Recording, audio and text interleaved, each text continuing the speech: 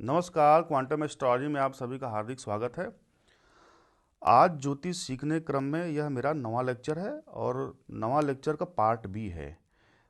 Previous lecture यानी part A में हम लोगों ने सीखा था कि नैसर्गिक ग्रहों की मित्रता व शत्रुता और उसका परिचय, और उस परिचय के दौरान हम लोगों ने उदाहरण के रूप में सूर्य ग्रह की नैसर्गिक मित्रता व शत्रुता के बारे में जानकारी प्राप्त किया। इसी श्रृंखला को आगे बढ़ाते हुए अन्य ग्रहों के बारे में भी हम जानकारी लेंगे, जिसमें से मेरा पहला जो परिचय होगा ग्रह का वो चंद्रमा होगा।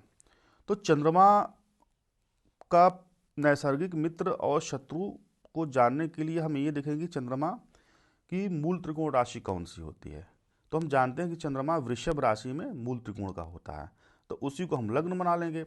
अर्थात लग्न में हम वृषभ राशि लिखेंगे, मतलब कि 2 नंबर लिखेंगे।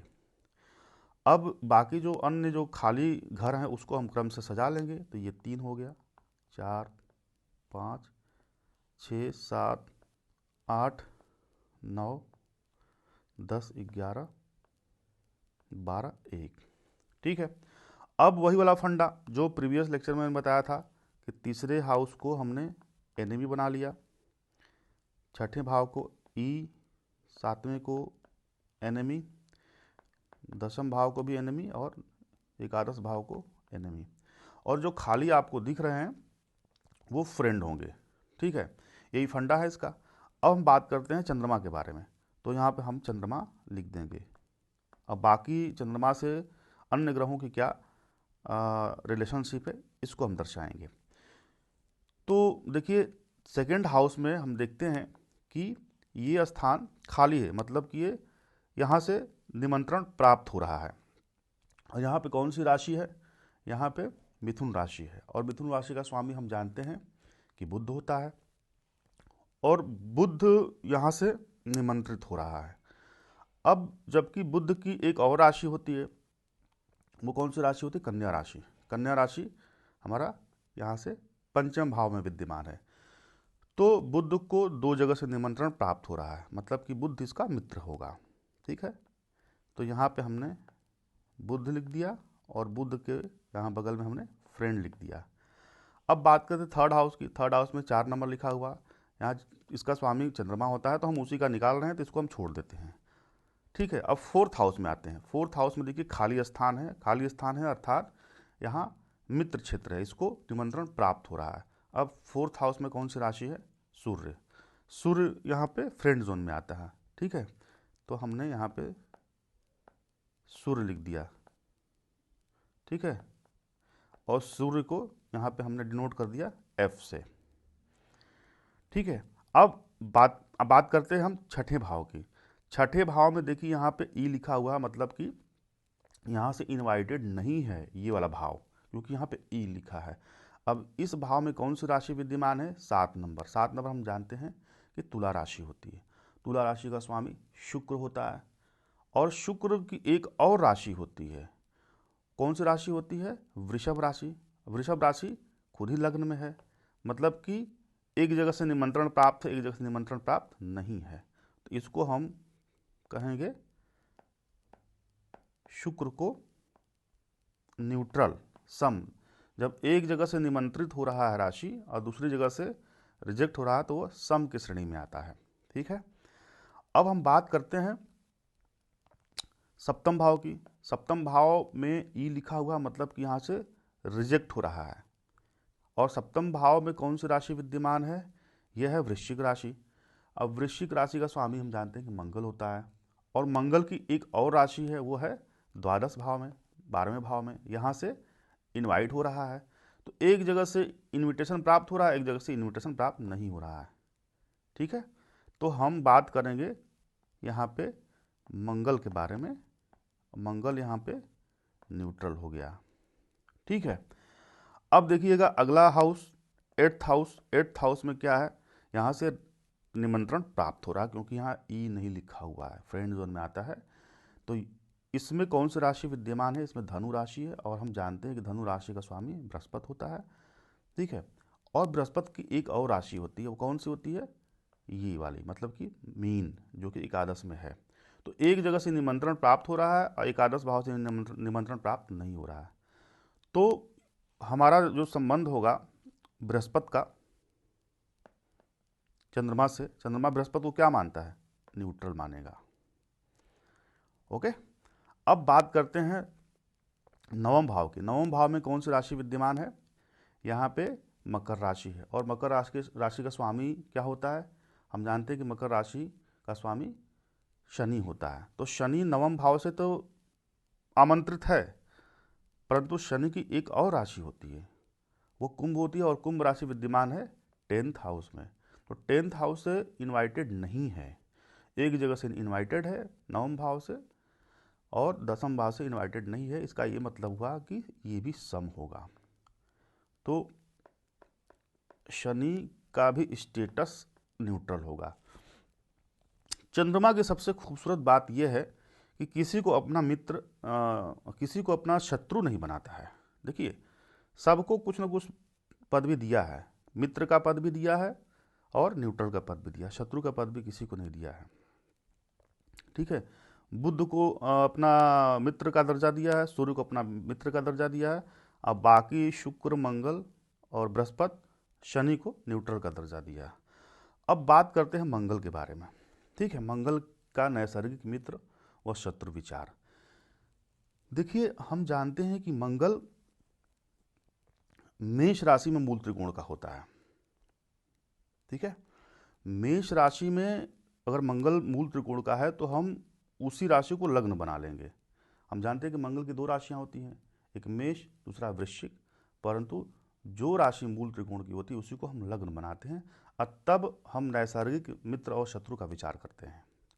ठीक है, तो हम लग्न में लिखेंगे 1, बाकी जगहों को वैसे ही हम क्रम से सजा देंगे, 7, 8, 9, 10, 11, 12। अब वही वाला फंडा कि थर्ड हाउस हमारा एनिमी हो गया, छठा भाव एनिमी, सातवां भाव एनिमी, दशम भाव एनिमी और एकादश भाव एनिमी हो गया। अब बात करते हैं द्वितीय भाव पे, क्रम से हम इसको देखते हैं। द्वितीय भाव में कौन सी राशि विद्यमान है? द्वितीय भाव में वृषभ राशि है। वृषभ राशि का स्वामी शुक्र होता है। तो शुक्र यहाँ से तो इनवाइटेड है, ठीक है, क्योंकि फ्रेंड जोन में आता है। अब शुक्र की एक और राशि होती है, शुक्र की एक दूसरी राशि कौन सी होती है? तुला राशि। तुला राशि हम जानते हैं कि सप्तम भाव में विद्यमान है। तो एक जगह से रिजेक्शन प्राप्त हो रहा है, सप्तम भाव से एनिमी है चूंकि, और द्वितीय भाव से इसको इन्विटेशन प्राप्त हो रहा है। तो हम शुक्र को कौन सा दर्जा देंगे? यहाँ पे सम का दर्जा देंगे। ठीक है, अर्थात मंगल के बारे में अगर हम विचार कर रहे हैं तो यहाँ पे शुक्र को हम न्यूट्रल का दर्जा देंगे। अब बात करते हैं थर्ड हाउस। थर्ड हाउस में ई लिखा हुआ, अर्थात यहाँ से इन्विटेशन प्राप्त नहीं है।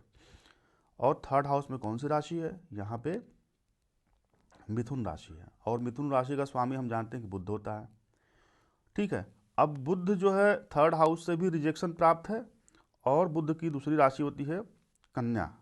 कन्या जो है छठे भाव में है, छठे भाव में भी रिजेक्शन प्राप्त है। तो मतलब कि तीसरा और छठा भाव दो जगह से इसको निमंत्रण प्राप्त नहीं है, तो ये हमारा शत्रु के श्रेणी में आएगा। तो यहाँ पे हमको दर्शाना है इसको, बुध का स्टेटस हुआ एनिमी का। अब बात करते हैं फोर्थ हाउस। फोर्थ हाउस में कौन सी राशि है? 4 नंबर की राशि हम जानते हैं कि चंद्रमा की होती है, और यहाँ पे खाली है, यहाँ पे ई नहीं लिखा हुआ, मतलब कि इसको इनविटेशन प्राप्त है। और हम जानते हैं कि चंद्रमा की एक ही राशि होती है, तो एक राशि होती है तो एक ही जगह से इनवाइट होगा। तो यहाँ पे हमने चंद्रमा को दर्जा दे दिया फ्रेंड का। अब फिफ्थ हाउस की बात करते हैं। फिफ्थ हाउस में भी देखिए खाली स्थान है, यहाँ यानी कि फ्रेंड जोन होगा। और यहाँ पे कौन सी राशि है? यहाँ पे सिंह राशि है, और सिंह राशि का स्वामी सूर्य होता है। हम जानते हैं कि सूर्य की भी एक ही राशि होती है, तो एक राशि है तो एक ही जगह से इनवाइट होगा। तो हमने सूर्य को भी दर्जा दे दिया फ्रेंड का। ठीक है, अब आते हैं नवम भाव। नवम भाव में कौन सा राशि विद्यमान है? यहाँ पे 9 नंबर की राशि, हम जानते हैं कि 9 नंबर की राशि धनु होती है। तो धनु का स्वामी क्या होता है? बृहस्पति। ठीक है, तो बृहस्पति को दो जगह से इन्विटेशन प्राप्त है, क्योंकि बृहस्पति की दो राशियां होती हैं, एक धनु हो गया नवम भाव में, दूसरा द्वादश भाव में मीन। तो मित्र हो गया, क्योंकि दो जगह से निमंत्रण प्राप्त है, और हमने नियम बताया है कि दो जगह से निमंत्रण प्राप्त होगा तो मित्र होगा, और दो जगह से रिजेक्शन प्राप्त होगा तो शत्रु होगा, और एक जगह से निमंत्रण प्राप्त हो रहा है, एक जगह से रिजेक्शन प्राप्त हो रहा है तो समभाव होगा। तो बृहस्पति देव को कौन सा दर्जा मिल गया? मंगल की तरफ से फ्रेंड का।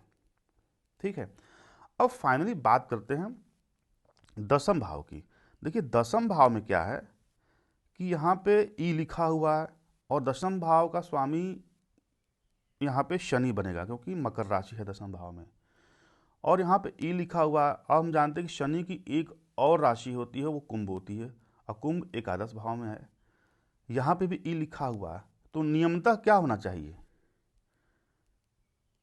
अगर हम शनि को कौन सा दर्जा देंगे? यहाँ पे हम पढ़े हैं नियम ना कि दो जगह से, देखिएगा ये जो तीसरा जो नियम है कि दो बार निमंत्रण तो स्वाभाविक मित्र, परंतु इसका उल्टा देखिए कि दो बार अगर अनिमंत्रण प्राप्त हो रहा है यानी रिजेक्शन प्राप्त हो रहा है तो स्वाभाविक रूप से शत्रु भी होगा।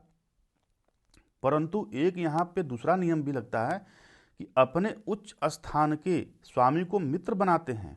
कौन? जिस ग्रह का हम नैसर्गिक मित्र और शत्रु निकाल रहे हैं अपने मूल त्रिकोण राशि से। ठीक है, तो यहाँ पे वो अपवाद आ गया ना। आप देखो कि मंगल जो है मकर राशि में, मतलब कि ये दसवें भाव में मकर राशि में उच्च का हो जाता है, तो भले ही यहाँ पे ई लिखा हुआ है, परंतु यहाँ पे इस दसम भाव में और दसवें नंबर की राशि में, अर्थात मकर राशि में मंगल जब उच्च का हो जाएगा तो यहाँ पे इसकी पदवी बदल जाएगी, अर्थात यहाँ पे ई की जगह पर वो एफ हो जाएगा, फ्रेंड हो जाएगा। तो एक जगह से फ्रेंड इन्विटेशन प्राप्त है, और एकादश भाव से ई यानी कि यहाँ से रिजेक्शन प्राप्त है। तो शनि की जो पदवी यहाँ पे होगी न्यूट्रल होगी। तो देखिए यहाँ पे यही थोड़ा सा टेक्निक इस्तेमाल करना, बहुत लोग ये भूल जाते हैं। ठीक है, अब अगला जो क्रम है बुध का है। तो हम जानते हैं कि बुध की मूल त्रिकोण राशि कन्या होती है, तो कन्या को हम लग्न बना लेंगे।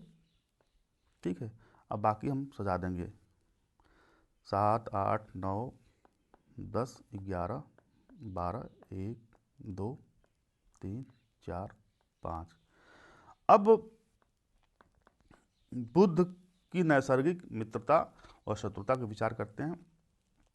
अब वही वाला टेक्निक कि थर्ड हाउस में हमने ई लिख दिया, छठे भाव में भी ई लिख दिया, सप्तम में, दशम में और एकादश में। अब द्वितीय भाव में विचार करते हैं। द्वितीय भाव में देखिए खाली स्थान है, यानी कि फ्रेंड जोन में आएगा, यहाँ से इन्विटेशन प्राप्त हो रहा है। द्वितीय भाव में कौन सी राशि है? यहाँ पे लिब्रा है, तुला राशि। तुला राशि का स्वामी होता है शुक्र, और शुक्र की एक और राशि होती है, वो कौन सी राशि होती है? वो होती है 2 नंबर की राशि, यानी कि वृषभ। वृषभ कहाँ पे है? नवम भाव में। तो दो जगह से इन्विटेशन प्राप्त है। तो बुध का शुक्र से रिलेशनशिप क्या है? फ्रेंड का हो गया। अब बात करते हैं थर्ड हाउस में। देखिए थर्ड हाउस में ई लिखा हुआ, यहाँ से रिजेक्शन मिलेगा चाहे कोई भी राशि हो। कौन सी राशि यहाँ पे है? 8 नंबर। 8 नंबर मतलब कि वृश्चिक राशि, और वृश्चिक राशि का स्वामी मंगल होता है। हम जानते हैं कि मंगल की एक और राशि होती है मेष राशि। तो मेष राशि कहाँ पे विद्यमान है? अष्टम भाव में। तो एक जगह से मंगल को रिजेक्शन मिल रहा है, एक जगह से इन्विटेशन मिल रहा है, तो यहाँ पे फ्रेंड जोन होगा। तो मंगल का स्टेटस क्या होगा? सॉरी, न्यूट्रल होगा। एक जगह से रिजेक्शन, एक जगह से इन्विटेशन मिल रहा है तो न्यूट्रल होगा। अब बात करते हैं चतुर्थ भाव की। चतुर्थ भाव में देखिए यहाँ पे खाली स्थान है, और यहाँ पे राशि है धनु। धनु राशि का स्वामी होता है बृहस्पति। बृहस्पति को यहाँ से इन्विटेशन मिल रहा है, परंतु बृहस्पति की एक और राशि होती है, वो सप्तम भाव में विद्यमान है। कौन सी राशि? मीन राशि। यहाँ पे ई लिखा हुआ है। तो एक जगह से रिजेक्शन, एक जगह से इसको इन्विटेशन, तो यहाँ पे भी इसका स्टेटस हुआ बृहस्पति का न्यूट्रल। अब बात करते हैं पंचम भाव में। पंचम भाव में देखिए खाली स्थान है, 10 नंबर की राशि पंचम भाव में विद्यमान है, और इसका स्वामी होता है शनि, और शनि की एक और राशि होती है एक्वेरियस। एक्वेरियस मतलब कि कुंभ। कुंभ यहाँ पे छठे भाव में विद्यमान है। यहाँ पे ई लिखा हुआ है, अर्थात यहाँ से इसको निमंत्रण प्राप्त नहीं हो रहा है। पंचम भाव से इसको निमंत्रण प्राप्त हो रहा है शनि को। तो शनि का स्टेटस हुआ यहाँ पे सम होगा, क्योंकि एक जगह से ई है, एक जगह से एफ है। ठीक है, अब हम बात करते हैं अंतिम जो राशि है, अंतिम नहीं, ये चंद्रमा। चंद्रमा एकादश भाव में है। एकादश भाव में ई लिखा हुआ है। ई लिखा हुआ है, इसका मतलब यहाँ से इस राशि को निमंत्रण प्राप्त नहीं हो रहा है। और यहाँ पे कर्क राशि है, कर्क राशि का स्वामी होता है चंद्रमा। तो चंद्रमा का स्टेटस क्या हुआ, यहाँ से ई हो जाएगा, एनिमी हो जाएगा चंद्रमा। बुध चंद्रमा को अपना एनिमी मानता है।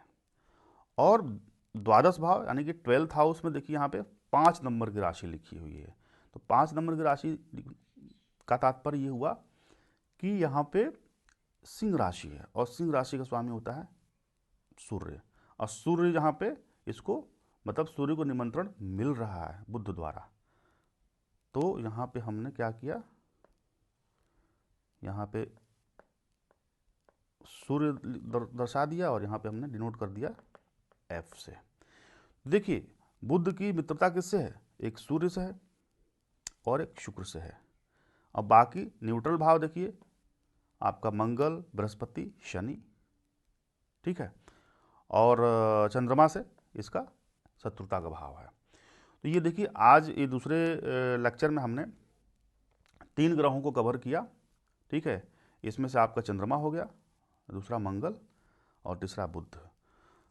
बाकी के जो 3 ग्रह बचे हुए उसको हम अगले लेक्चर में कवर करेंगे। और ये मेरा ये पूरा सीरीज नैसर्गिक मित्र और शत्रु वाला ख़त्म हो जाएगा। ठीक है, तो आज के लिए बस इतना ही। Thank you.